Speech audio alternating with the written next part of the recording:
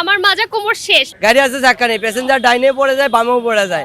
আর পারছি না, 4বার যাতায়াত করতে হয় দুইটা বাচ্চা নিয়ে। সরকারের হাতে মনে করেন এক সময় জিম্মি ছিলাম, এখনো রাজধানীর এক পাশে আভিজাত্যের ছোঁয়া থাকলেও অন্য পাশে বেহাল দশা। এ যেন প্রদীপের নিচে অন্ধকার।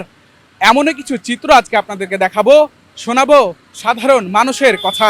আমরা আজকে এসেছি গুলশানের পাশে উত্তর বাড্ডায়, রয়েছি গুপিপাড়া নামের একটি জায়গায়, যেখান দিয়ে লেকের পার হয়ে একটি রাস্তা রয়েছে এবং রাস্তা দেখে কখনো আপনার মনে হবে না যে এটি রাজধানীর কোনো রাস্তা।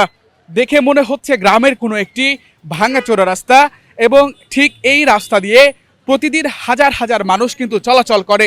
স্যান্ডেলিনা সো, রূপচর্চায় আভিজাত্য। আমরা সাধারণ মানুষের সাথে কথা বলেছি এবং তাদের কাছ থেকে জানার চেষ্টা করেছি যে এই রাস্তাটি আসলে কতদিন ধরে বন্ধ রয়েছে। তারা আমাদেরকে আসলে যেমনটি জানিয়েছেন যে ঠিক 3 বছর কিংবা তারও অধিক সময় ধরে কিন্তু এই রাস্তাটি কিন্তু এই বেহাল দশা এবং ঠিক এভাবেই কিন্তু ভাঙাচুরা রাস্তার মধ্য দিয়ে মানুষকে প্রতিনিয়ত চলাচল করতে হচ্ছে।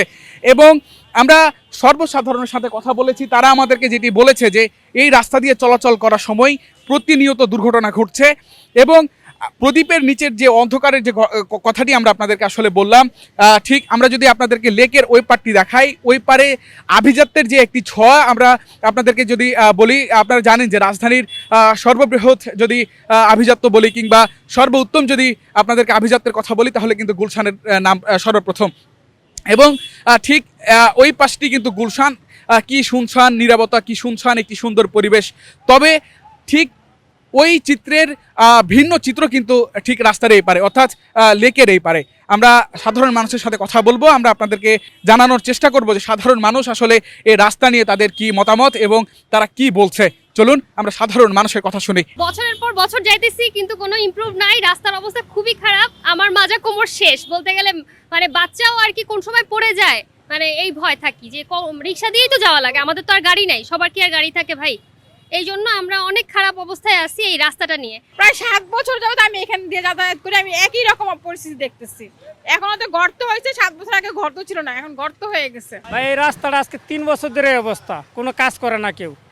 এই অবস্থা মানুষ চলাচল করে না, বৃষ্টি হইলে এতটুকু পানি হয়ে যায়, যেন গাড়ির চাকা মাকা সব ডুবে যায়, প্রাইভেট কার একবার তলে যায়, রিক্সা তো কোনো কথাই নাই, আরও নষ্ট হয়ে যায়, মোটা টোটা বাড়ি নষ্ট হয়ে যায়। আমরা গরিব মানুষ কি করবো, এভাবে যদি নষ্ট হয়ে যায় জিনিস তো চালাইতে পারি না। এই রাস্তাতে মনে করেন হাজার হাজার গাড়ি চলে, তারপরে মনে করে এই রাস্তাটার কোনো কাজ হয় না, এইভাবে আছে 3 বছর ধরে।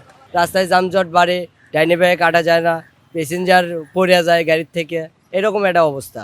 তাতে রাস্তা নিয়ে সমস্যা দিয়ে আছি আমরা। গাড়ি আছে চাকা নেই, প্যাসেঞ্জার ডাইনে পড়ে যায়, বামেও পড়ে যায়, একজন গাড়িতে থাকে, একজন নিচে পড়ে যায়, এইরকমই হয়। রাস্তাঘাটের অবস্থা খুব খারাপ। এটা আসলে আমরা মোটরসাইকেল চালাই, এদিক দিয়ে আসা যাওয়া আমাদের সময়ও বেশি লাগতেছে, তারপর মোটরসাইকেলও ক্ষতি অনেক। আর বৃষ্টির সময় তো, বিশেষ করে বৃষ্টির সময় তো অনেক পানি হয়ে থাকে এই রাস্তাটাতে। আমি ভার্সিটিতে ভর্তি হয়েছি 2021 থেকে এই রোডের এই অবস্থা। তো হোপফুলি এটা ঠিক করা উচিত, কারণ এই বাড্ডা রোডে অনেক জাম থাকে, ওইটার অল্টারনেট হিসেবে এই রোডটা অনেক কাজে লাগে, খালি থাকে, এটার জন্য এটা ভালো হয় আমাদের জন্য। আর পারছি না, 4বার যাতায়াত করতে হয় দুইটা বাচ্চা নিয়ে।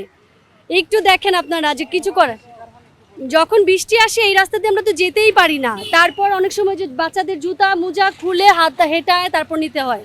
আর রাতে বেলা তো সবার কোমর টমর ব্যথা করে, এত ঝাঁকি, মানে আর পারছি না মোট কথা। চিবাতল হইলে আডুমান পানি জমে যায়, গাড়ি চলা যায় না, রাস্তা জ্যাম হয়ে যায় মাথা কোনে হে মাথা পর্যন্ত। এই রাস্তা দিয়ে চলাচল করতে পারতেছি না আমরা। সকাল বিকাল আইতে 2-1টা অ্যাক্সিডেন্ট হয়। এখন এই নিরসন কবে থেকে দূর হবে আমরা চেষ্টা করতেছি। ইনশাল্লাহ আপনারা এটা মিডিয়ার মাধ্যমে উপরে মহলে সবারে জানিয়ে দেন যে এই রাস্তাটার পরিবেশটা যেন দ্রুত স্বাভাবিকভাবে চলাচল করতে পারে মানুষ। ঢাকা গুলশান একটা এলাকার যদি লেক পারের সামনে রাস্তার পরিবেশ এরকম হয়, তাইলে অন্য অন্য এলাকা যদি, এটা তো আমরা মনে হয় দেশগ্রামের চেয়েও খারাপের জায়গায় আছি। হ্যাঁ, এটা দেশগ্রামও বলা যাবে না, দেশগ্রামে যদি আমরা বলি তাহলে আমাদের দেশগ্রামের লোকে গাড়ি ভাড়া দিয়ে নিয়ে চলে যেয়ে দেখাবে দেশগ্রাম কাকে বলে। হ্যাঁ, এটা দেশগ্রামের চেয়েও খারাপ। সরকারের হাতে মনে করেন এক সময় জিম্মি ছিলাম, এখনও মনে করেন রাস্তাঘাটে চলার মতন, এখন জানি না আল্লাহ পাক কোন পর্যায়ে আমাদের আবার নিয়ে যায়। এই যে দেখছেন আপনাদের চোখের সামনে রিক্সা থেকে আমি পড়ে গেলাম, এরকম আমি না, এরকম অনেক প্রায় মানুষ পড়ে যায়, মহিলারা, গর্ভবতী মহিলারা এখানটা যায়। গত কয়েক বছর ধরে রাস্তার এই বেহাল দশা থাকলেও উন্নয়নের কোনো ছোঁয়াই যেন লাগেনি। বেহাল অবস্থার মধ্যেই হাজার হাজার মানুষ প্রতিদিন চলাচল করেন এই রাস্তা দিয়ে। তবে দুর্ঘটনার সংখ্যাও যেন কম নয়। সাধারণ মানুষ এই রাস্তার সংস্কারের আবেদন জানিয়েছে অন্তর্বর্তীকালীন সরকারের কাছে। ইসমু আহমেদ, কালবেলা।